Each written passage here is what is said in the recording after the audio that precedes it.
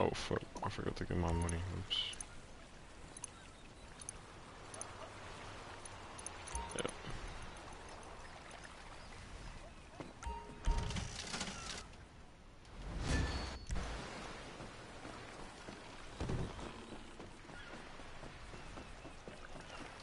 Have to collect nuclear waste.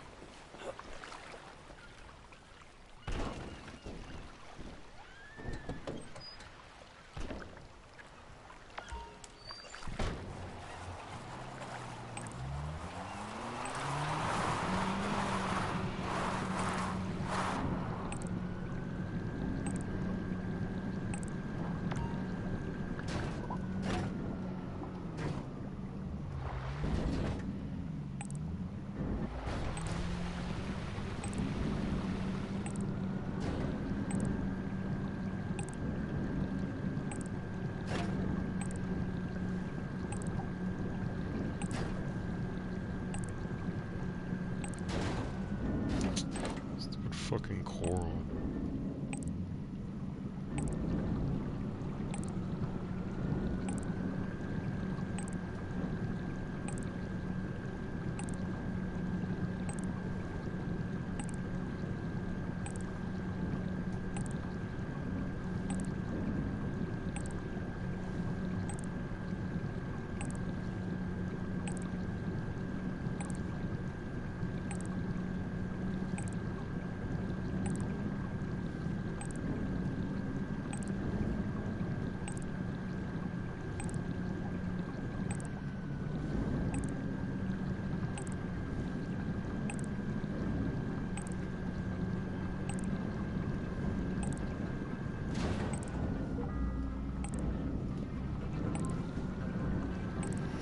I have to do 30 of these?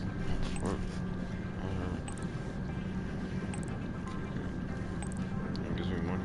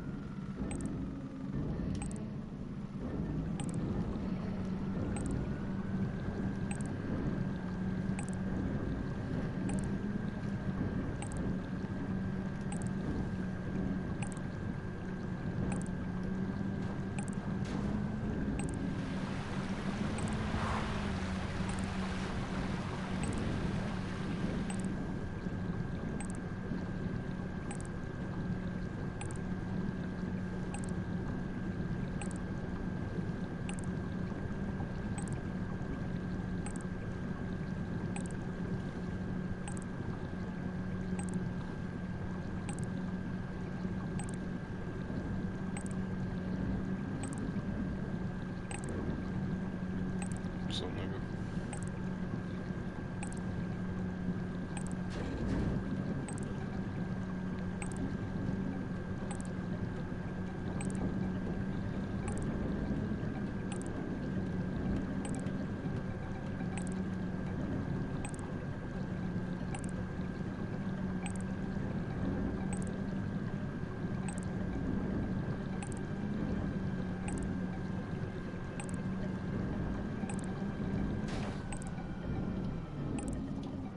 Do I got ba or a twin? Nigga, what is he talking about, bro? He joined the party just to say nothing.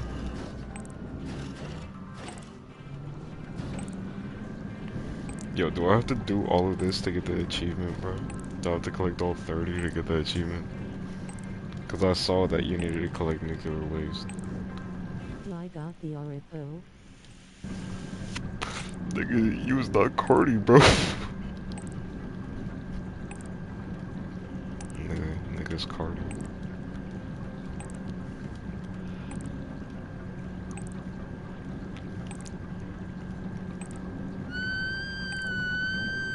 Oh shit, we're good. Loud as hell.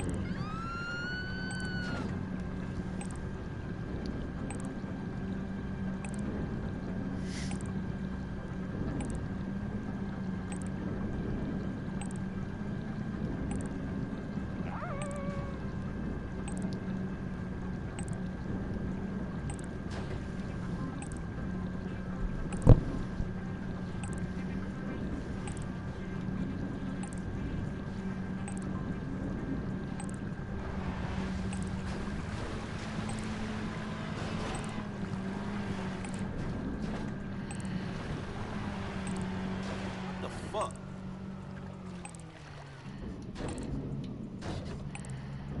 Bro.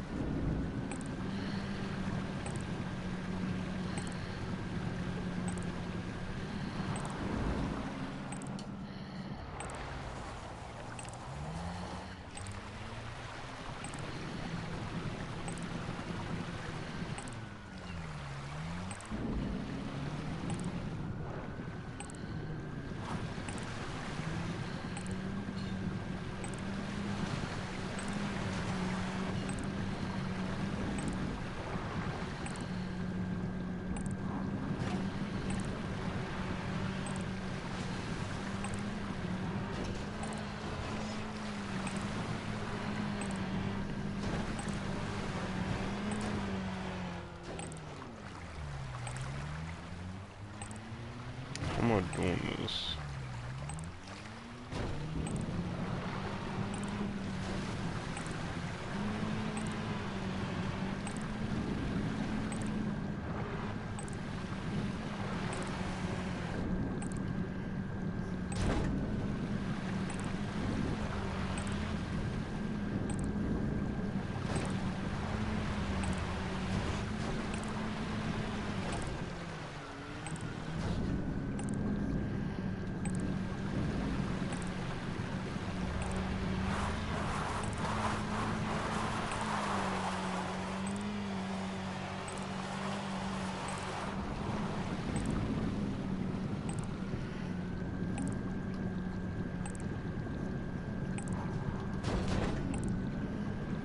Distinctive atmosphere and quality that seems to surround and be generated by a person, thing, or place. A word that, for better or for worse, has plagued the internet. And while it is mostly a meme, aura is actually a completely important part in marketing yourself as an artist. There's no other artist that has utilized aura better than Playboy Cardi. In this video, I will be going over the evolution of Cardi's aura, and when you stick around to the end, I will go over the pros and cons of being mysterious as an artist and what you can learn from it. Oh no!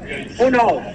Oh no! Playboy Cardi wasn't always so mysterious. Back when he was in his not mysterious era, or as some fans call it, his Cash Cardi era, he would drop music semi-regularly, and his whole personality was fun but still laid back. From 2015 to 2018, he would do a relatively normal amount of press for a rapper at that time. He was featured on 88 Rising, The Fader, Big Boy TV, and many other big platforms. Like plenty of rappers, the more popular you get, the less press you end up doing. But Cardi took this to a whole new level once he released one of the most influential rap albums in the past decade, A Lot of Red. First met with mixed reviews, this album once performed live showed that it stood the test of time, as Cardi couldn't perform it until around a year after release due to COVID. The live shows completely encapsulated the energy of the album, with crazy strobe lighting at every drop and lots of red in the lights. I guess you could say there was a whole lot of it. Lighting is everything when it comes to live shows, and right below the actual music, it is another pivotal part of getting the crowd energized. There is just something so satisfying to an audience member about a bunch of lights almost giving you a seizure right at the drop. The entire album had a very punk rock and kind of demonic vibe to it. Joy Division was actually actually a big part in creating this aesthetic, as he started working with Cardi as a creative consultant to help transition Cardi into a new era. Contrary to a few years ago, Cardi was not very active in the press at all I could find was him doing one interview for Rolling Stone and going live a But few why are times on you just Instagram to watching this preview the shit? album and once it dropped. I've said this before, but fashion is such a big part into displaying your personality as an artist, and Cardi's fashion during the shows consisted mostly of dark designer clothing, further playing into the mysterious character. This dark era, in my opinion, started during his Donda listening party experience, where he was styled by Burberry Airy. Airy is one of Cardi's and the Opium label's stylists, and is a staple in the creation of the Opium aesthetic. In its simplest form, the Opium aesthetic is one of darker colors and themes. Like I said earlier, for Cardi, it was more of a sort of post rock and a little almost demonic kind of aesthetic. This aesthetic really helps to match the anonymity of Cardi's brand. The Opium look could be for another video, like not mine, because there are already so many other videos about this out there. So let's get back to Sir Cartier. Everyone thought this dude couldn't get more mysterious, but then he scammed his fans out of a tour, which I still don't think they got their money back. This is the thing Cardi likes to do. I'll get to that. But then Utopia drops, and we hear the school dance DJ's golden child, Fiend. I remember listening to this song, and my friends were like, "Yo, Cardi's on Fiend, that new Travis song." And I'm listening to it, and I'm like, "Oh yeah, he's the guy saying Fiend." Then I hear this deep voice, and I'm like, "Who is this guy?" And lo and behold, it was Jordan Terrell Carter himself. The important thing to think about when presenting yourself as an artist is everything affects everything. If you wear dark clothes, your music should be dark, and if your music is dark, your voice should be dark. Dark can be a broad term, but I think you see my point when using Cardi as an example. This deep voice was not only the start of a new, darker Cardi era, but also a possible new project rollout. This rollout really, in my opinion, started with deep voice on Fiend. Usually the first sign of a new era for an artist is a sound, visuals, or both. And for Cardi, it was just a sound at first. Besides one Instagram post and some stories, the 2024 music video was really the start visually for this new album rollout. While the Whole Lotta Red album had some bright colors that still helped to encapsulate Cardi's style, like red, music, the rumored name for Cardi's new album, seems to have more of a black and white style, especially with the promotional material. That's cover for that. With the 2024 music video, it further solidified that this is the case. With Cardi in all black designer as well as painted nails, which is a bold choice, but you go girl. The video was a pretty typical music video for a rapper. He obviously didn't watch my 3-step music video, but it was fun. And that was what the song was too. It was definitely an unexpected laid back switch from what we heard in Whole Lotta Red, but it was good. His deep voice was also featured here. He dropped a few more music videos on YouTube and Instagram. These all follow darker themes of production and visuals as well. Cardi has also continued to do festivals since these releases and has performed these songs. He even performed Fiend at the Grammys, and absolutely nothing bad happened after the Grammys because Playboi Carti is a very generous rapper who always shows love to the fans and would never scam them out of a concert ticket or $2 million in a Ferrari. All of these events, the rollouts, the albums, the fashion, the concerts, the scamming, affect Carti's overall brand and, well, org. But what can you learn from Carti's choices to present himself? Well, that's where the final chapter of this video comes in. Let's go over the pros and cons of being a mysterious artist. Pros. Carti has the freedom to, for lack of a better word, be lazy.